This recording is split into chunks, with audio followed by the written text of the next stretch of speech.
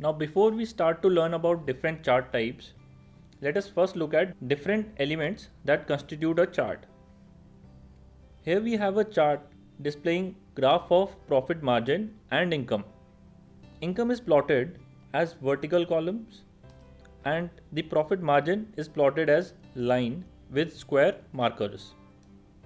This income and profit margin data is called data series, and the individual value of these data series, such as this single bar or this particular marker, are known as data points.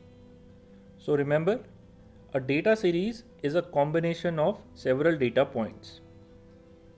Now this horizontal axis is known as category axis or just horizontal axis, and the label at the bottom, these months values written here, are known as the horizontal axis labels. Now similar is the nomenclature for the vertical axis, but if you notice in this chart we have two vertical axes. The one on the left is called primary vertical axis and one on the right is called the secondary vertical axis. We have created these two axes because there is a huge difference in the values of income and profit margins. While the values of income is in the thousands, the value of profit margin is in decimal points. If the profit margin were plotted using the left axis, the line for profit margin would not be even visible. It will be so close to the horizontal axis that we would not be able to even see it. Therefore, adding a separate secondary vertical axis solves this problem. Now we are able to add two different scales on a single graph. Again, the one on the left is known as primary vertical axis and its label is known as primary vertical axis labels. So these values of $240,000, $190,000, these are the primary vertical axis labels. And this one on the right is known as secondary vertical axis and its label are known as secondary axis labels. You can also notice that we have this informative box on the right hand side displaying what these bars and lines represent. These two values are known as legends of the charts. So this blue bar is representing the income and these orange line with orange markers is giving us the profit margin. You can also notice that we have these numerical values on the top of the profit margin.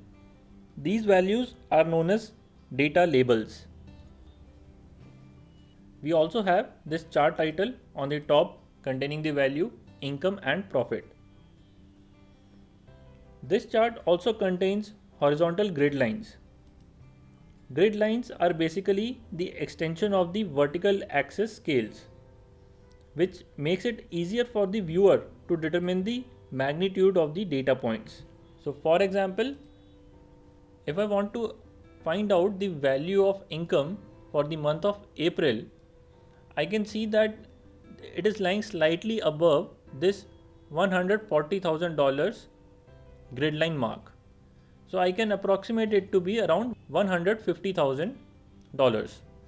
If you hover over the bar, it is giving us the value of 152,000. So it is a pretty good estimate for the value. In addition to this, all charts have a chart area, which is this entire background area of the chart. So this highlighted square, this outer boundary is containing the chart area. And then we have a plot area. Plot area shows the actual chart including the plotted data, the axis and the axis labels.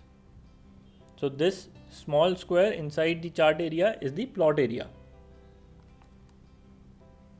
So that's all for the nomenclature of charts. But why did we learn all of these?